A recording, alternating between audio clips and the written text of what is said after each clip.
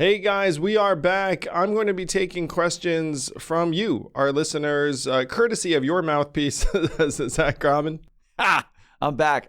Yang Gang or Andrew Yang podcast listeners, I'm sorry if you're sick of me. You know what I mean? They'll never be sick of you, Zach. They love you. It's been on here a lot. Our ratings spike every time Zach's handsome face graces the thumbnail.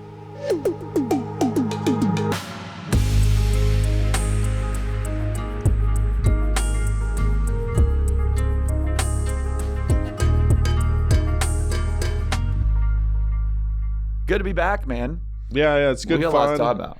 Yes, this is now like week 2/3 of Noble Mobile, which has been a blast. Thank you to all who've signed up. The product is getting rave reviews. People are saving money. They're looking up and logging off a little bit more. I've got, I don't know if the camera's going to catch this, but like I have my cashback wheel. And I'm no phone avoider. So if I'm on track to get money back, then certainly anyone can. Let me pull up the wheel. So full disclosure, last month I got $2 back, which was not great. But right now I'm on track to get $17.89. You're doing well this month. Yeah. So this month's have you going used your phone well. less? I guess I have. I guess so. I'm marking on one of the best things I want to be able to say is that people join Noble by the numbers, use their phone less. I think it's a really compelling pitch. And that's what we've seen in sort of early users. But people just signed up in the past week or so I got to wait for a month or two. Yeah, that's really more data. Me too. As I've said, it's like, look, it's one thing to doom scroll. It's another thing to doom scroll and feel like you're costing yourself money because then you're like, oh, this is doubly dumb. Hell yeah. Yeah. Guys, it's been a blast. We're signing up people. People are really getting into it. I will say this. For those who've been following Yang for a while, we've got Yang in the office like 8 a.m. to 8 p.m. like grinding, and honestly, I do emerge sometimes again, to do a press appearance or you do something else. But it is true. Like I'm actually you're all in, man. It's been fun at it, and I see it's off to a tremendous start, and you feel the energy, but also just by the numbers, it's like we're getting gouged to the tune of tens of billions of dollars a year. Like if I can get $1 billion in cost out of this market, it would also put $1 billion back in Americans' pockets. So that's an enormous win, but it would also put pricing pressure on this industry. Why are Americans paying twice as much as Europeans, Australians, like you name it? And it's, America. It's because you have consolidated market with megacorps who are just like, hey, you travel abroad, we're going to charge you whatever the heck we feel like, we're going to make it up. So it gives me great joy and vigor to tackle this every day because it's such a meaty problem. And I wrote in my newsletter that it took me a while to find a business problem that would help so many people. Yes, good point. But now that we've had it, it's like freaking go time. Yep, it's go time. I would say a couple things. We're hiring like crazy, or not like crazy, but we're hiring a good amount. So any engineers or I'll say social media marketers, my DMs are open, but also careers@noblemobile.com. Fire your resume off, can't hurt. And you're listening to this technically after we just brought Noble Mobile to Buffalo. So this is before the game. I'm going to say the Bills obviously just rolled on the Saints. Obviously, we've jumped through a bunch of tables. We have Josh Allen koozies, my Lord and Savior. It is a fun experience for me because I'm mixing probably my two biggest passions into one sort of activity. And so selfishly, I'm having a freaking blast. But today, and for those of you listening to this podcast, like we are deeply passionate about Noble. We're going to talk about it all the time. But this podcast is also going to stay Andrew Yang's awesomeness. So fear not in that sense. And so we want to dive into mailbag. Yes. Some of which I have no idea what's coming. So fire away. Some of these are curveballs. But I want to start quickly because we didn't get this. We got this loosely and we get it online too. You wrote a blog on Charlie Kirk. It's been all over the news, obviously, and it's a big moment in American history in a way. I watched, actually, less about me. I'm curious if you want anything to add about what you've seen events-wise surrounding the death of an assassination of Charlie Kirk. No, I think just about everyone of good conscience and character said political violence is terrible, mourn Charlie Kirk as a husband and father and human. And then, unfortunately, in the way American politics now does, is that it feels like it's getting increasingly politicized as there's like an approach from the administration to celebrate his life and mourn his passing, but also blame certain actors and certain institutions and saying, look, and that stuff is noxious and bad. It's like this is clearly not a one-side problem. This is like an America problem. Yeah. This is an internet problem in part. It's a gun problem. It's a mental health problem. And Bill Maher did a piece too where it's like, look, trying to make sense of madness or lunacy is a fool's errand. Like, it's not like, point. Your side, this side. It's like, it's just they're nuts. Because one's point. Too many as well. You know what I mean? Like, even if it skews one way or the other, like you had someone on the right kill Charlie Kirk, and you had someone on the left kill the Melissa Hortman. And in Minnesota, right? Yeah, Melissa Hortman, sure. So and her husband. Both of those are awful, right? Like, they shouldn't be happening. It's not a party. It shouldn't be a partisan thing, although we've made it that. Yeah. So and I wrote that Charlie Kirk's assassination is going to be worse on multiple levels. One, because of his prominence, but two, it was done in the light of day in front of everyone. It was recorded. Video, it was grotesque. And so that's, like, no one saw a video of Melissa Hortman and her husband getting shot in her home. I mean, if we'd gotten that, it might have had a different impact. But also, most people don't know who Melissa Hortman was. Yeah. Melissa Hortman didn't have a social media following of millions. And so you put it together, and this one is different. Yes. But lawmakers are fearful, and it's just going to get worse. I mean, like I wrote too that this unfortunately feels like the middle innings of the surge in political violence. And I do fear that from what I've seen and sensed after Charlie Kirk's assassination, the treatment, like, unfortunately, I don't think it's the last. I mean, obviously you pray that it was, but it doesn't seem like it will be. I think, and you know what, I would say this for those listening, like, if you hate the right and you couldn't stand Charlie Kirk and his opinions, I think you have to say, at least to me, ignore the content. He was doing it a version of the right way, and that he embraced debate better than almost any political figure in the country. And there are plenty of folks on the right and the left that will make their takes and hide away and don't talk. Like, how many times does Alex Jones have a rational conversation with someone about his opinions? He doesn't, right? He just rants on his mic. And so that's what you want, is a version of a Charlie Kirk. He's like saying things you disagree with, but letting people argue with him.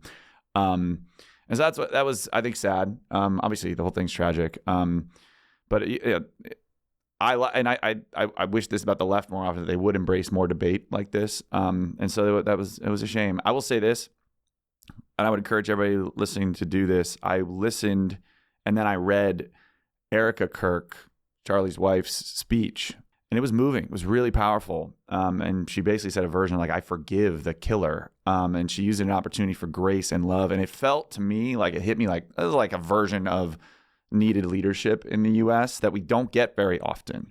We usually get fire them up, I'm angry, and there's times for that, sure, but other times there's times for unity and sort of like enlightenment on things like this. And for her to do that is the one who's hurting the most out of everybody here. It was powerful. It was really, really powerful. It moved me.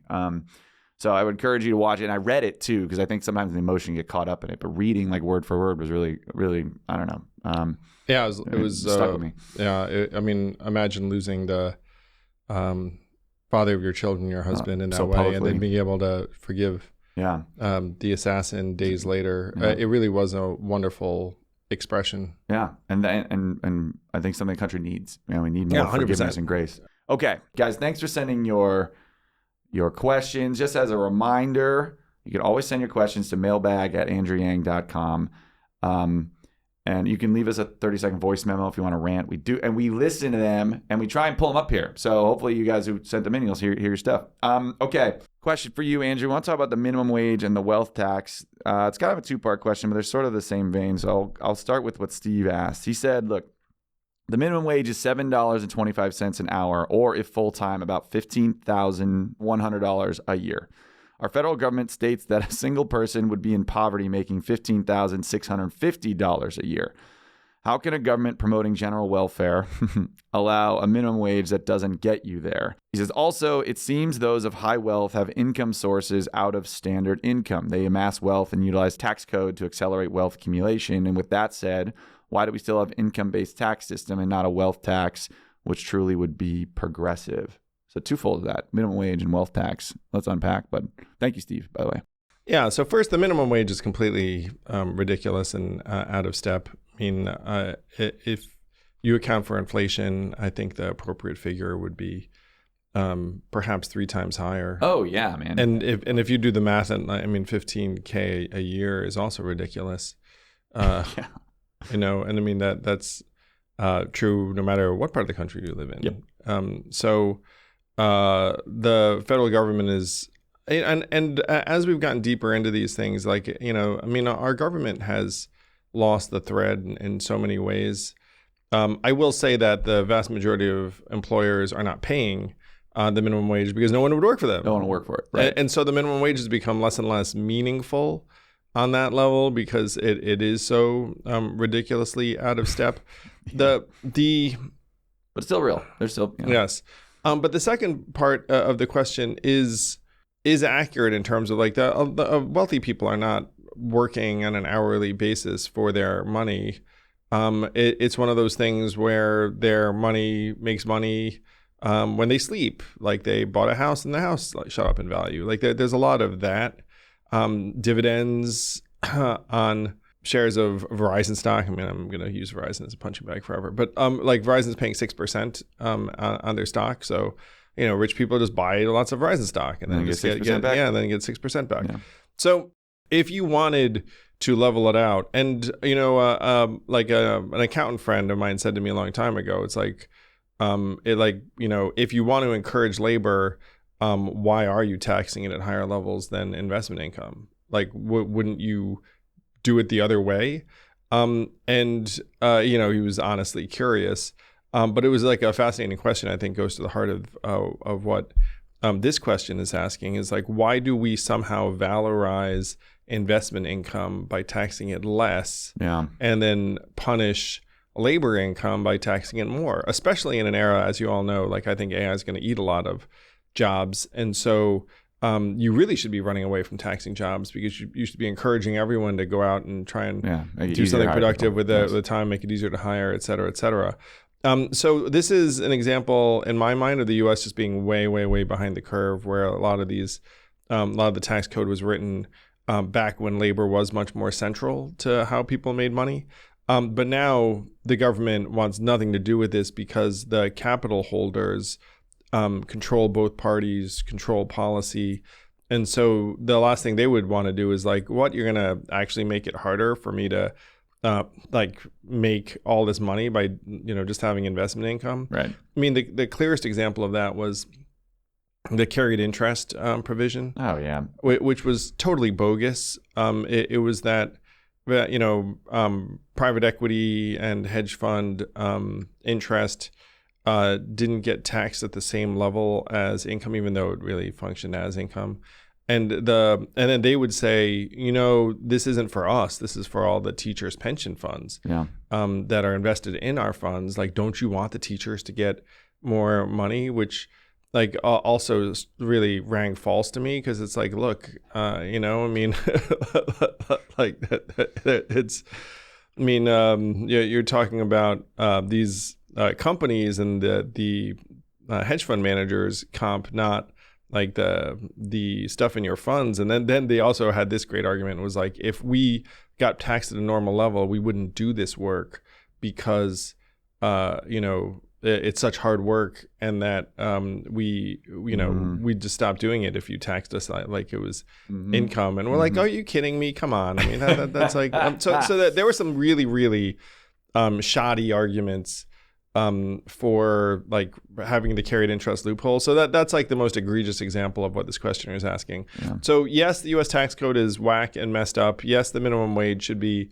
way, way higher. And you're right. You know, I mean, the questioner's probing is totally correct.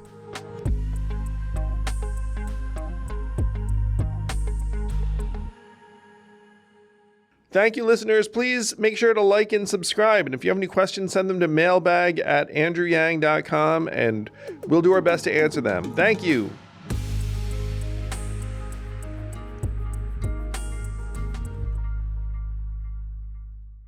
Part of this is like a conversation on capitalism too, and you and I have been sort of in this two things can be true at once. You've called yourself a human-centered capitalist, and I agree with that. And I remember, so I used to run what was called a team called Client Philanthropy Advisory. So I would meet and I was on Wall Street. I would meet some of the largest, wealthiest people on the planet. And I had this sense, and when I'm meeting people who had so much money, and my sense was like, if regular people knew, like, not that they know there's rich people, but they know how rich, like how freaking rich, they'd be a lot more angry. But instead, I think we get distracted with the Jimmy Kimmel nonsense for 2 days. It's like we see this sort of, you know what I mean? Like it's sort of one of the things is like people piling up at the bottom. When I was running for president, it's like, look, I don't care about what the town dentist is paying. I care about what Jeff Bezos is paying. Yes, it's like, let's just go to where the money is. Where the money is. So the thing that makes me sad, and this questioner is again pointing it out, is that our government has fallen asleep at the switch. Both parties have fallen asleep at the switch, and then you would say, was this party's fault? Is that party's fault? I mean, it's really, really easy to freeze up this political system and make it so it doesn't come after you if you're like a major industry or capital holder. Yeah. And if the folks do come after you, you can probably get some of them to lose their jobs, pretty quickly. Yeah. Or in this administration, you could probably call someone and have them yelled at.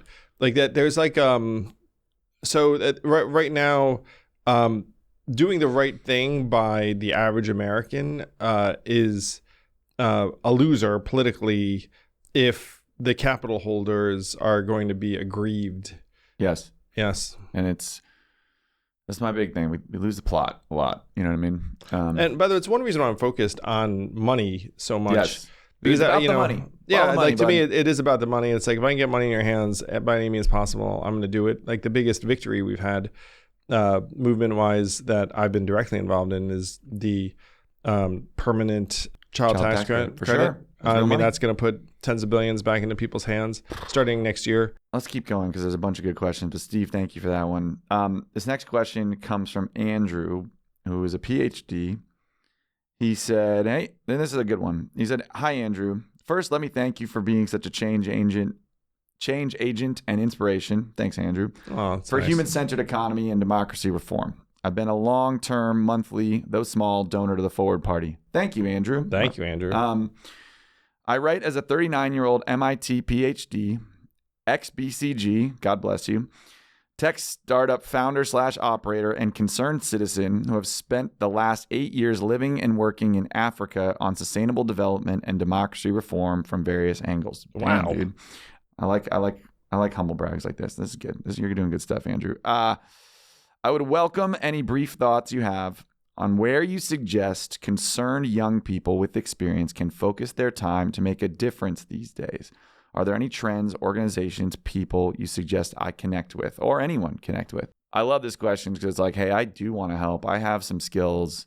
I have maybe resources or time, whatever. What should I be focused on? What should I be doing? Wow. So I write about this in the newsletter this week. Is like, how do you try and do good? And in my view, there are three main domains to try and do good. One is commercial and business. Two is nonprofits and NGOs. And then three is politics and policy.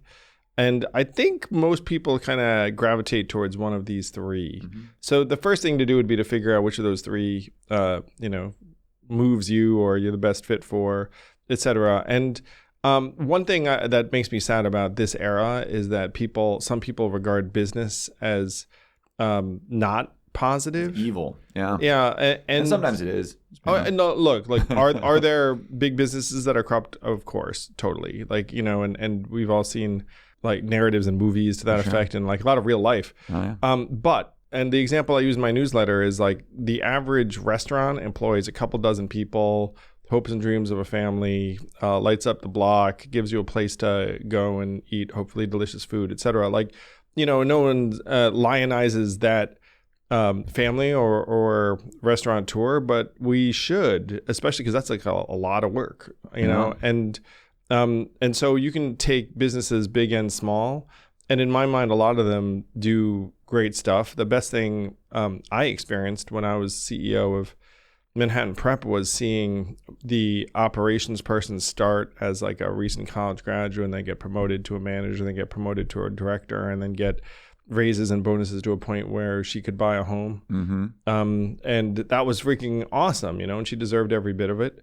And so that's so for Andrew, the questioner, it's like, look, is there a business that's doing something you're pumped about? And it sounds like he's worked in sustainable energy. So that there are probably sustainable energy companies here in the U.S. that are doing something you could get very excited about. The second is nonprofits. And nonprofits have, I'd say, one enormous advantage, and then two, I should even it out.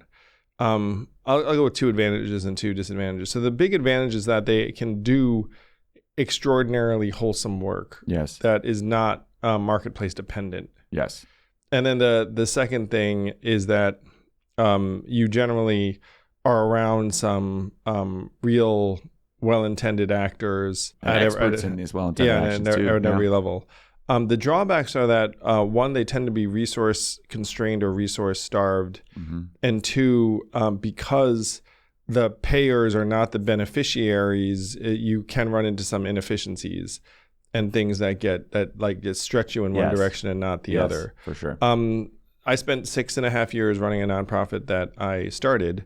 And so I've got a lot of love, but there are limitations. So Andrew, if you're trying to go enormous, now one nonprofit I shout out in my newsletter is one I'm on the board of, called Fair Vote. Yeah. And so Fair Vote is trying to make ranked choice voting happen in cities and states around the country. And one reason I love what Fair Vote does is that it seems kind of esoteric, but every place it goes, like it can unlock and activate public resources if governance improves and like political incentives improve.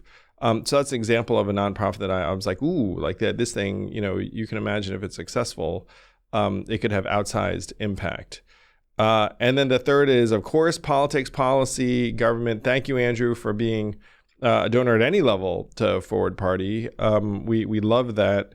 And as you can tell, one of my great frustrations is that I do not think that the 2-party system is going to solve many of these problems. Like now you have an administration that's not, in my opinion, very solutions oriented at all. Like the Democratic Party, some, will be like, oh, the Democrats really are going to solve some of this stuff. And you're like, are they, really? Like when push comes to shove, like in my opinion, the Democratic Party often now will take on symbolic stances and issues, but the American standard of living has slipped away regardless of which party was at power. And like I've felt better about some presidents and administrations than others, but you gotta say like they haven't really like turned the ship around. So if you had better incentives, open primaries, and new entrant that wasn't of the 2 parties, one of my jokes is that worst number of parties you can have is 1, second worst is 2,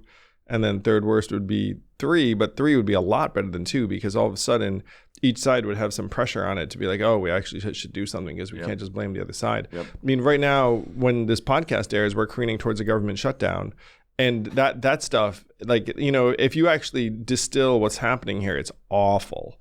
Where, look, not a fan of a lot of things that have gotten passed by the Republicans over this past year, but the Democrats are now at a point. If you rewind to earlier this year, Chuck Schumer was like, well, I'm not going to do a shutdown because these jokers want to shut down the government, and it's going to be bad for 2 million government employees. It's going to do all this stuff. And then Chuck Schumer got pilloried for doing all this because it's like, Chuck, like, we want a fighter. Are you a fighter or not? And then Chuck was like, oh, shit. So then I'll fight now. Yeah. So now it's like, okay, now it's fight time.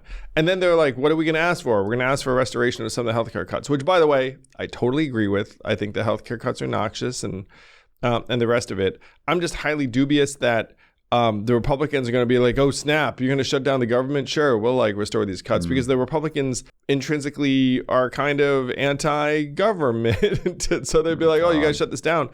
And so to me, like this is an example of you have two sides and bad things ensue, because the political incentives are such that the Democrats are exhorted by their people to be like, you must fight these guys. These guys are terrible. And I know you guys might be tired of me saying this, but the time to fight was when Joe Biden was preventing a primary in January of 24. The Democrats fought then. That would have been righteous. Democrats now, it's like, it's after the fact posturing to keep your base off your back, and they're going to be real people hurt.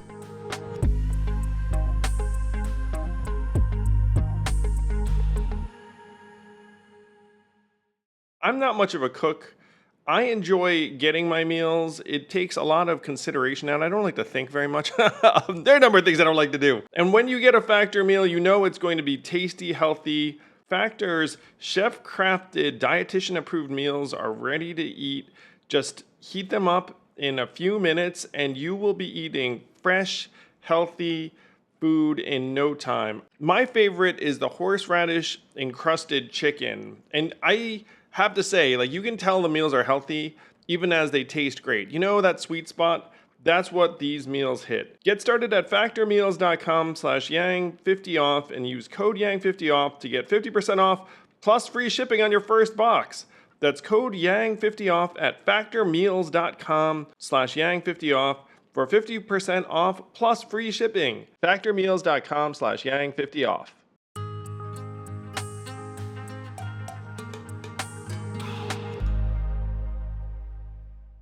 So when I used to work in Impact, I was saying, and I used to get this question a lot. I'm like, how do I do good? Or I don't feel great about what I'm doing every day, my impact on the world. What should I look at? Should I work for a nonprofit, et cetera, et cetera? So I'll say this, the best piece of advice I've ever gotten, number one, is take all advice with a grain of salt. Like, understand where it's coming from. Don't just follow it blindly. But the second best piece of advice I ever got was stop asking yourself, like, how do I do more good? Or where do I want to be in 5 years? Like, these sort of questions, they're fine questions, but the main question to ask, at least for me, was if you died today, right now, somebody shot you, you're dead. Not their problem, not yours, you're dead. What would make you mad about not accomplishing yet, not doing yet, not being a part of yet? And then you can start working backwards. And so maybe it's impact, maybe it's a hobby you wanted to start, maybe you want to travel more, maybe you want to become a wine expert, but then you can start to set up and look at your life to fulfill that. And so sometimes your job may be purely an income source. You know, that they can help you stop trying to find fulfillment in the job that's probably not that fulfilling. By the way, even if the job is not, like set the world on fire, awesome, being good at your job, being conscientious, delivering, and then providing, like, that stuff's awesome. For sure. Like, if people just, like, I'm trying to think of something like just completely neutral. It's like, I'm an accountant, Sure. I help people, and if you can be a good accountant that actually like does right by your clients, and you can provide for yourself and your family, because we're at an era too, and this is something I'm very sensitive to, is we could talk a whole episode about this. We probably should, given like some of the experiences you and I've had. Yeah. So really grateful to Andrew, this questioner, for casting me in this light. And we joked when someone came in the office yesterday. It's like, hey, you're going to sit with two guys who've made some objectively rash professional decisions, which we both have. Yeah. And things have worked out A-okay. But when someone comes to me and is like, hey, like, should I make the same kind of rash decisions you do? I'm just like, shit, I don't know. Yeah. In the sense of, it's unclear. In part, one of the things I would, push people to do is like, look, if you can kick ass at what you are doing, like, that is a win. Yeah. If you can kick ass at providing, like, that's a win. Yeah. I've, and my perspective has shifted too, is like, I've gone through life stages, because I don't know what Andrew's personal situation is, but like, when I didn't have anyone to provide for that aside from myself, it's like, screw it. Like, I take a risk, it doesn't work, like, whatever, right. What's going to happen? And by the way, some of that stuff did not work out. And but it's like, I had no one to provide for myself. Like, my Asian parents were like, oh, what's the matter with you? I'm like, yeah, whatever, it'll be fine. I'll figure it out. So that's, but I didn't meet Evelyn until I was 31, so I could take risks until I was 31 up the wazoo. I got married when I was 36. And then, like I was continuing to swing away. And I can swing away now. I consider what we're doing now with Noble like a very worthy swing. I mean, we're trying to take on like a very significant problem. But like now I've got a lot I could fall back on. You know what I mean? Whether it's name or some money or whatever the hell. Yeah, you've like there's been worst case benefits, a crazy risk. I mean, sometimes you don't get the benefits. And that's one thing. Like I will say, like I kind of push myself on and pride myself on is like, oh, are you going? Because I know a lot of successful people that become kind of lame dilettantes after they get to a certain level of success. Like you very seldom see someone and be like, oh, I made like 10 million. I'm gonna bet it all on this thing. Like you know what I mean? You know what I mean? And then of course, on one level, you're like, you shouldn't man, you got your exit, yeah.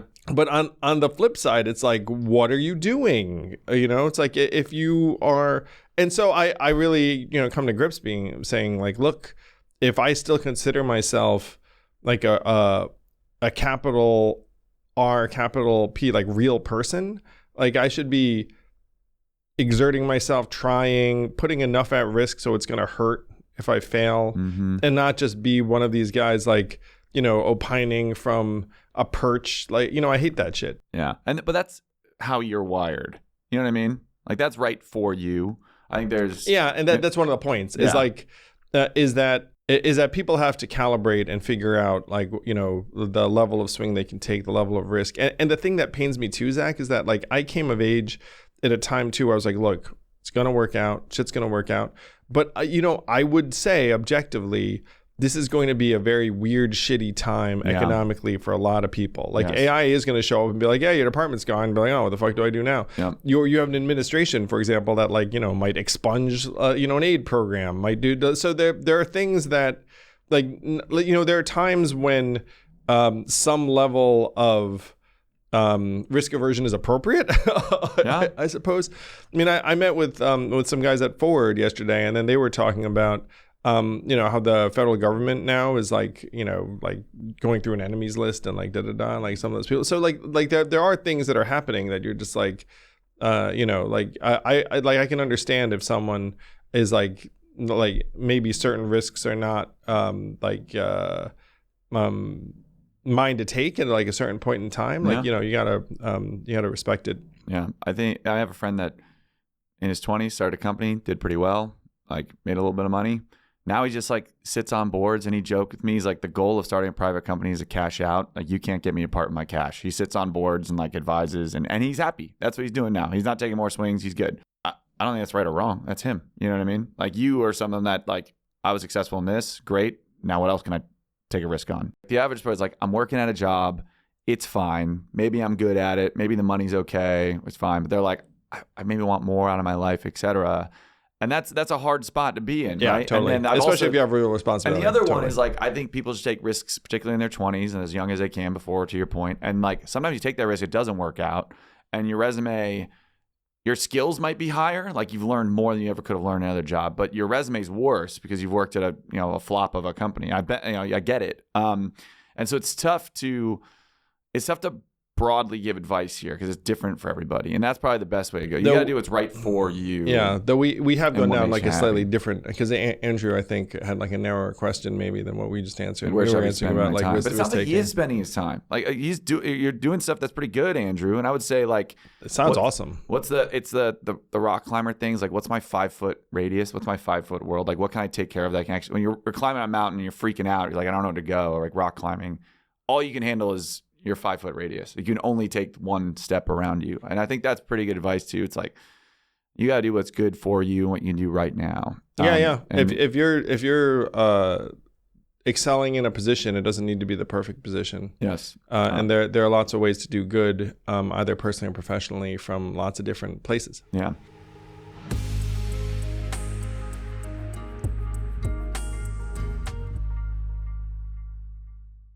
This podcast is sponsored by ExpressVPN. How did you choose which internet service provider to use?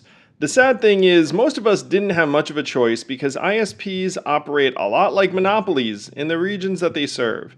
They then use this monopoly position to take advantage of customers, and yes, they even sell your data, your activities to advertisers and big tech companies, and you don't see a dime. That's why I protect my internet surfing and devices with ExpressVPN.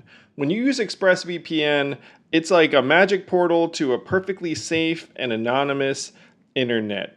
And don't take my word for it. This is the #1 VPN service according to CNET. It's used by major companies all over the world. So stop handing over your personal data to ISPs and other tech companies who then mine your activity and sell off your information. Protect yourself with a VPN I trust to keep my privacy online. Visit expressvpn.com/yang. That's expressvpn.com/yang to get 3 extra months free. Go to expressvpn.com/yang right now to learn more.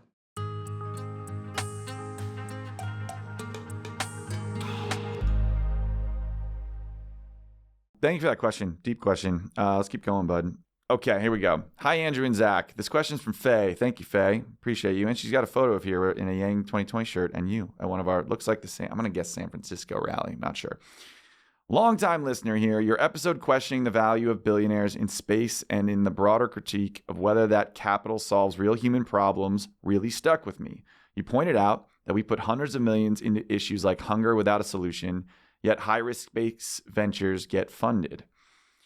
This framed a question I've been wrestling with. My girlfriend is at a startup working on a high-risk, high-reward technology. Autonomous robots for lunar construction. Fucking cool. Sorry. Anyway, this research could allow humanity to build more efficiently and safely both here and on the moon. Very cool. My question is, how do we, as a society, define which high-risk frontier technologies are worth the investment versus those that are merely vanity projects? Good question. What is the principle that separates a, quote, moonshot, unquote, that benefits humanity from the misallocation of capital in the face of pressing earthly needs? And how can we make sure we are putting humanity first in these initiatives, including space exploration? Love to hear your perspective. Best, Faye. Thank you, Faye.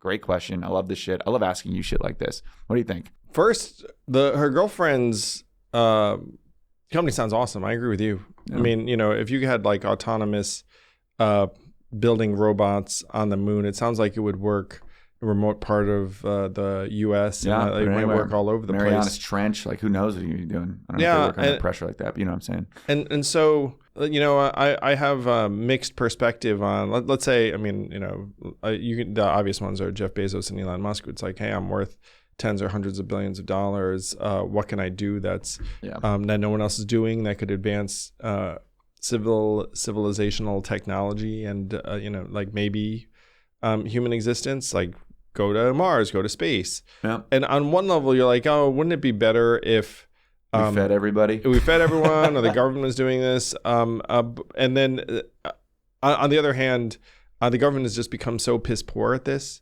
so that there was like a thing about how like X generations ago the geniuses were all working for the federal government in some of these facilities, and then fast forward, they're probably all working at at either Blue Origin or SpaceX. There's still plenty of extremely talented people in the government, but it's few and far between the way it was back in the space race or wherever it was. Yeah.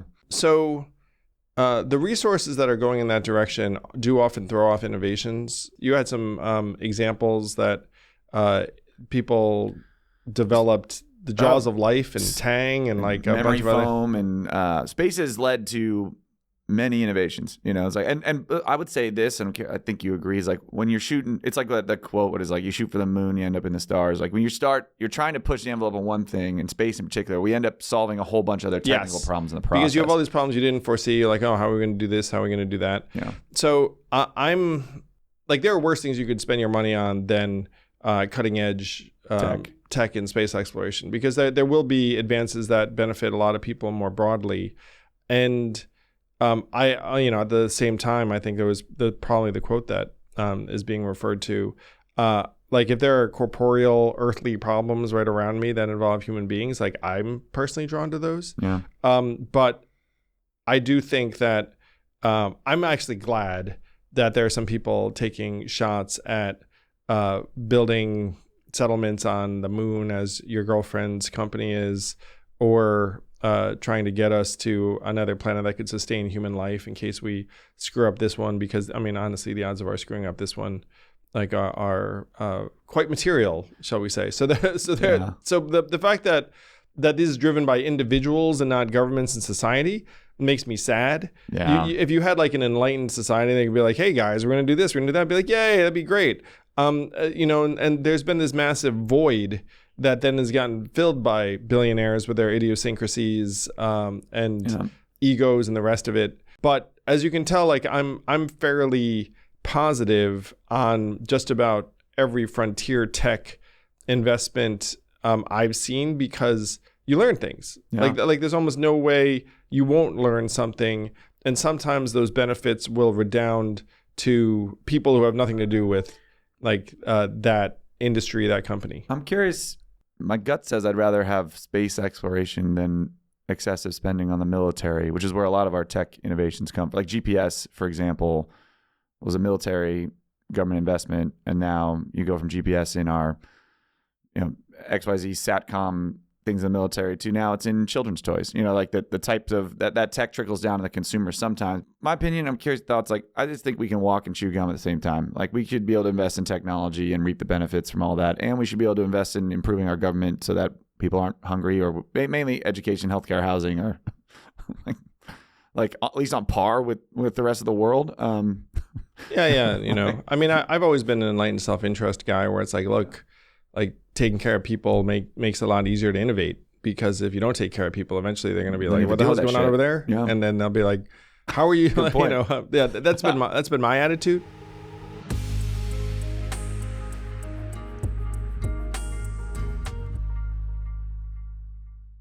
This podcast is sponsored by Helix Sleep. I have been a proud, happy Helix Sleep customer for years now, because my mattress just keeps on giving. I've always been someone who thought, you know what, you should invest in a proper mattress because you're on your back or your belly or your side for 8 hours a night. So I ordered an Ultra Dawn firm mattress, and it has been a game changer. I've had it for, now years, and I'm telling you, total transformation. Go to helixsleep.com/yang for 25% off site-wide.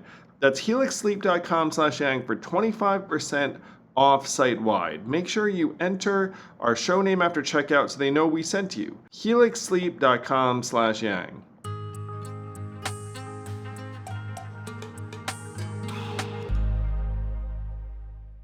The last question I have is from Matt, and it's one that we could probably talk about a whole podcast. Maybe we will someday. Questions on billionaires and Christianity. Quoting from the Bible, Matthew 6:24 says, "No one can serve two masters. Either you hate the one and love the other, or you'll be devoted to the one and despise the other. You cannot serve both God and money." So Matthew says, some argue that extreme concentrated wealth, that of billionaires, is antithetical to Jesus' gospel. Others see no conflicts, suggesting that when used for good, the ends justify the means. Andrew, how does your faith and community inform your beliefs on this subject? How do you understand Jesus' words here in the modern context of extreme wealth inequality, and what actions might they point to? Damn, Matt. Deep question. I love talking about faith and modern society, so I'm curious your thoughts.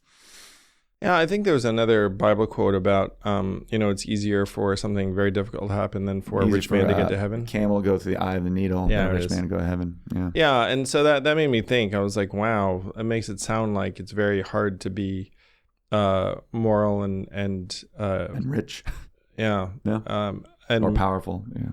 And then I thought about it, because I do know some rich people, and I will say, for a lot of my upbringing, I had a chip on my shoulder against rich people, because I was the child of immigrants, and we were very scrappy. And then I went to a boarding school where some of the families were rich, and I was like, oh, look at these fucking toolboxes, and I felt. And then I went to Brown, which had a lot of rich people. So did Exeter, right? Like, you probably surrounded by Exeter. Pretty much, I went to schools that were filled with rich people. Yeah. And then I had a massive chip on my shoulder being like, I'm as good as any of these people. Like, I'm smarter than, frankly, I was smarter than most of them. Yeah. You're smarter than most people. So it was like, annoyingly so. And so I was like, oh, I'm going to prove myself. And then when I left the law firm, I was like, I'm going to prove myself as an entrepreneur. So the flops hurt because I was an unsuccessful entrepreneur and you're seeing the rich kids for a stretch of years. Money, it is. Yeah. And so, I was like very fired up. And that righteousness fueled me through starting Venture for America and running for president. And like I was like very, very fired up around some of like the inequities. And so I instinctively agree with the thrust of these Bible quotes. I think that money in a person's hands gets much, much less useful after a certain dollar. I think there are even studies to this effect. And this is one reason why I'm naturally like, hey, spread the good, spread the wealth, spread the love. I wrote, this is facile, but I wrote a newsletter about tipping really well the other day, which I try to do, and it's actually you tip really well. Oh, thanks. It makes me. But I'm like, holy shit. But the tipping well thing is like is not really getting to the vein of this question, because like if I was a billionaire, I could tip well, but it would be like totally immaterial to like my actual money. Yeah. And so then the question, which I'm not a billionaire, obviously everyone knows that, but like your finances are public, brother.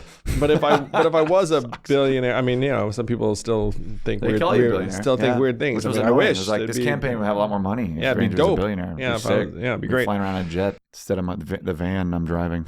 So in many ways, like what the Bible quote suggests is like, if you had $1 billion and you were godly, you would look up and say, well, shoot. Like, let me give most of this away. Yeah. And then, I'll have less than $1 billion, and then the money will go around in various ways. Mm-hmm. Now, that's not common practice among billionaires. If it were, I think the world would be a better place. I do. Most likely. Yeah.